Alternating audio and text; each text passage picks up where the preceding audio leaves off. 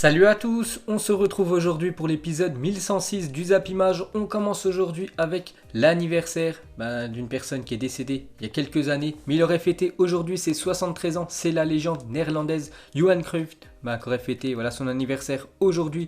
Donc il est décédé en 2016, donc n'oubliez pas sa magnifique carrière, l'un des plus grands joueurs de l'histoire du football. Il a quand même gagné 3 fois le Ballon d'Or, 3 fois la Ligue des Champions, une Liga, une Copa del Rey, 9 fois le championnat des Pays-Bas avec cette équipe de l'Ajax et 6 fois la Coupe des Pays-Bas. Immense champion qui aurait dû fêter son anniversaire aujourd'hui. Ensuite, on reste aux Pays-Bas, une déclaration du gardien de l'Ajax Amsterdam, le gardien camerounais André Onana sur Instagram. Il a marqué: ce voyage se termine dans un stade vide, mais plein de fierté et de satisfaction. Merci pour l'amour et le soutien.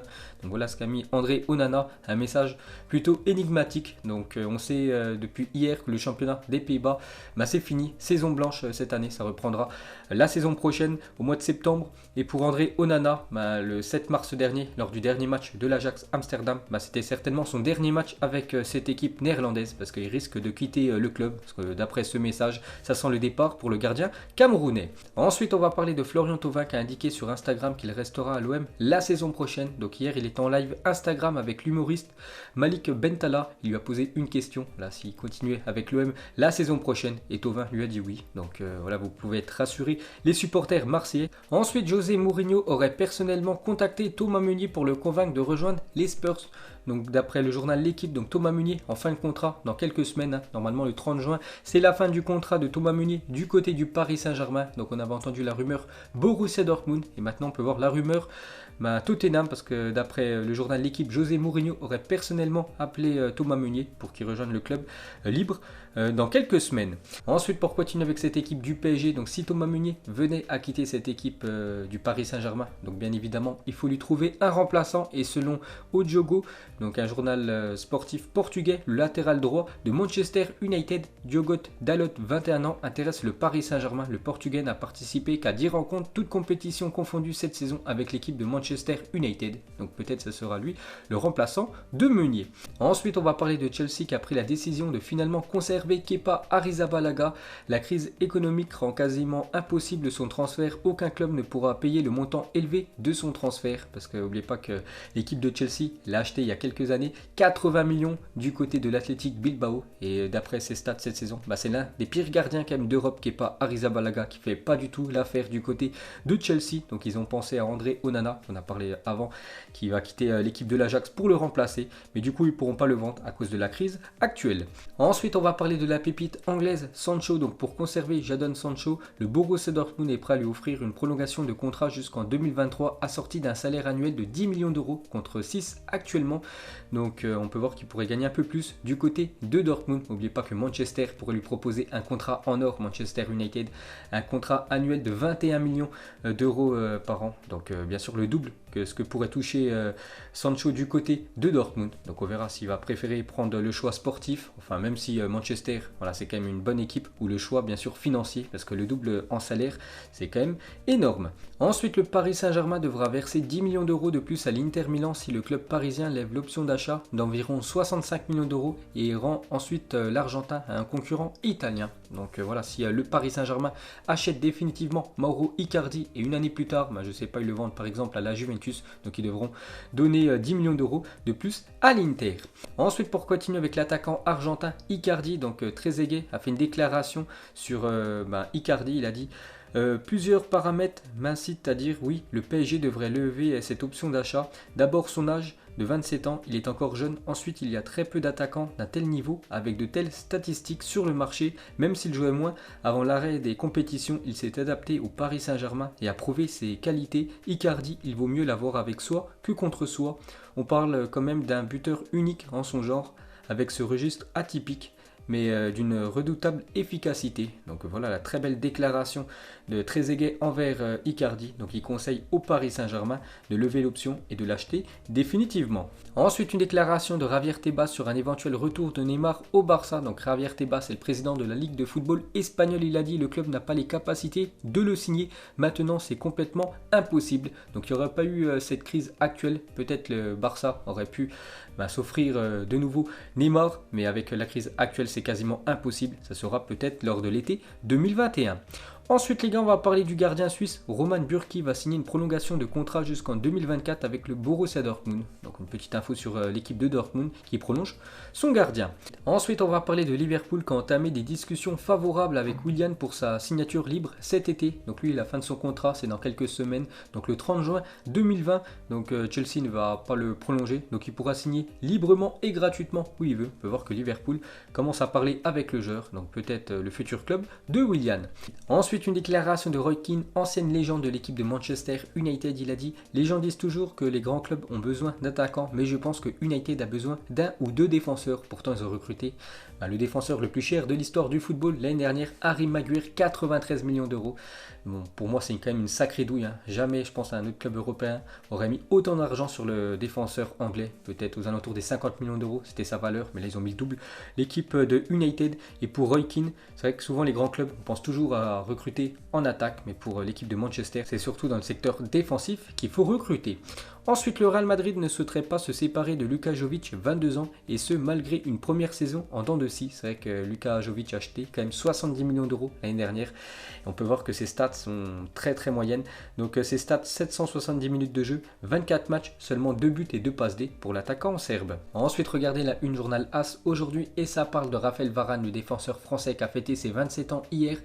Donc c'est marqué Opération Varane, les doutes sur l'avenir de Ramos rend crucial la prolongation du français, un crack discret de 27 ans qui dispose d'un énorme palmarès, donc quand même une Coupe du Monde et 4 fois la Ligue des Champions et pas mal d'autres titres qu'a remporté Raphaël Varane tout au long de sa carrière. Donc d'après ce journal espagnol AS, donc le Real Madrid veut prolonger le français. Ensuite les gars, on va parler de Cristiano Ronaldo. Donc CR7 a tranché pour son avenir, donc a pris sa décision concernant son avenir. Donc CR7 n'a aucune intention de quitter la Juventus et souhaiterait honorer son contrat jusqu'à son terme, donc en juin 2022, d'après le journal Tuttosport. On peut voir que ça fait la une du journal italien. Donc Ronaldo a dit moi je reste ici, CR7 jure fidélité à la Juventus, encore 2 ans en Bianconeri. Voilà pour Cristiano Ronaldo. Donc ça fait la une journal italien Tuttosport aujourd'hui. Donc CR7 devrait continuer encore minimum 2 ans avec l'équipe italienne.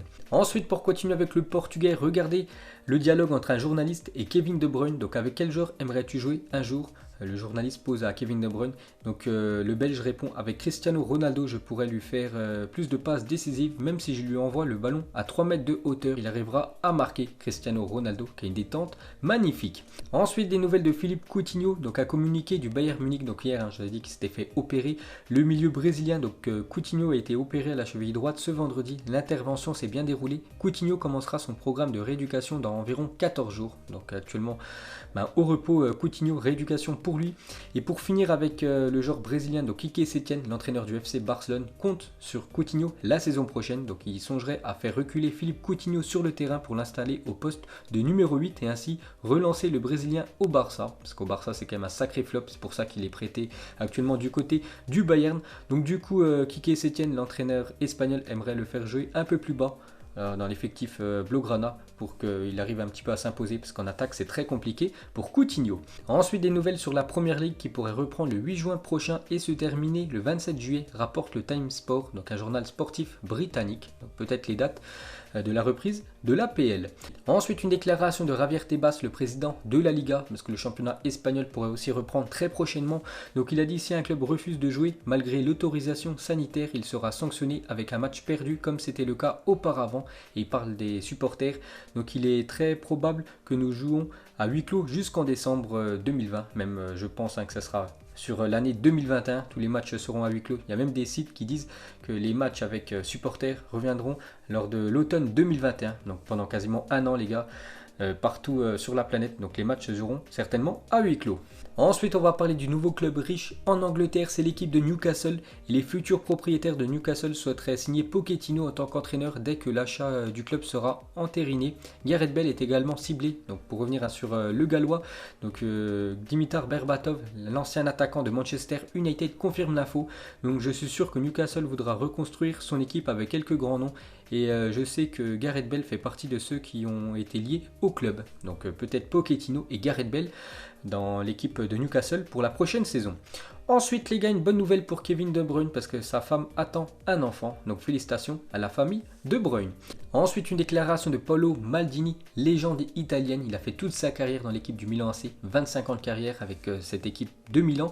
Donc il a dit: je suis le plus grand perdant de l'histoire. J'ai beaucoup gagné, 5 fois la Ligue des Champions, mais j'ai perdu 3 finales de Ligue des Champions, une Super Coupe d'Europe, 3 finales intercontinentales, une finale de Coupe du Monde en 1996 contre le Brésil, une finale d'Euro et plus encore. Mais cela fait partie du jeu. J'ai accepté toutes ces défaites. C'est vrai qu'il a gagné quand même pas mal d'énormes trophées, hein, dont quand même 5 fois la Ligue des Champions, mais il a quand même perdu 3 fois la Ligue des Champions en finale, aussi une Coupe du Monde en finale, donc il a beaucoup gagné, mais aussi beaucoup perdu.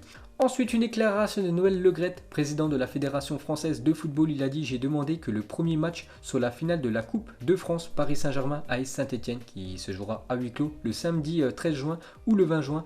Et on jouerait la finale de la Coupe de la Ligue Paris Saint-Germain-Lyon 3 jours plus tard, d'après le journal L'Équipe. Donc normalement, les 2 prochains matchs officiels en France devraient être la Coupe de France et la Coupe de la Ligue, 2 finales. Et après, on reprendrait le championnat. Ensuite, entre le 19 février 2012 et le 16 février 2013, Lionel Messi a marqué un total de 200 buts, 100 buts en moins d'un an pour l'attaquant argentin. Ensuite, il y a 6 ans, jour pour jour, Tito Vilanova nous quittait des suites d'un cancer. Donc grosse pensée à l'ancien entraîneur du FC Barcelone. Donc grosse pensée à l'Espagnol.